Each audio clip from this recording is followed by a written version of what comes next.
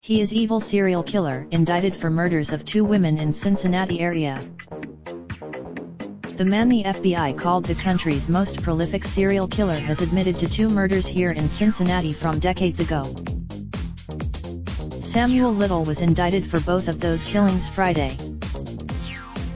The one victim, whose identity is known, lived along the 1600 block of Walnut Street at the time she went missing. Her family knew she had been strangled. But until now, authorities say Little confessed about 10 days ago. The killings are 2 of his possible 93 nationwide. They said he strangled Annie Lee Stewart, also known as Anna Stewart, here in the city October 11, 1981. He then drove to Grove City to dump her body in some woods because it was raining in Cincinnati at the time. Investigators have not identified the second local victim, but they hope his drawings of her and their own sketch based on his description of her might jog someone's memory. Little's killing spree stretched from California to Ohio to the East Coast to Florida. The time range is believed to be from around 1970 to 2005. He was arrested in 2012 at a homeless shelter in Louisville, tied to various killings, and convicted 2 years later. About a year ago, authorities said Little would crisscross the country, staying true to a certain method of killing. Chief Assistant Prosecutor Mark Piepmeyer explained it this way.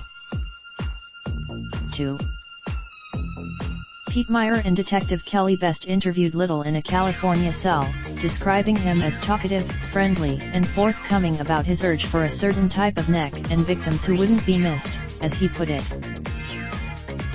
Street. According to investigators, Little did not rape his victims. He would knock them out with a punch, then choke them to death. Best described how Little would commit his crime, dump the body, and get on the highway right away.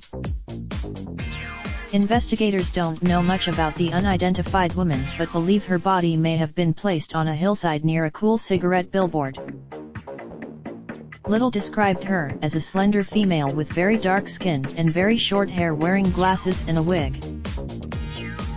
He recalled a street entrance to her apartment that opened to a staircase to a second floor, and that she lived with a heavy. On one of the sketches he did of her, Little wrote, 1984. Authorities said the murder likely took place sometime between 1980 and 1999. Little is in ill health at the California prison where he is serving time.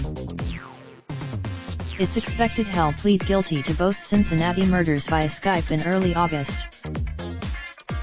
TETRS has informed the family of Annie Stewart, who was a 33-year-old mother of 3 at the time of her killing. Read more.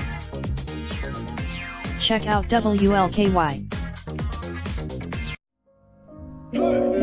Raindrop, drop top smoking, no cooking the hot pot.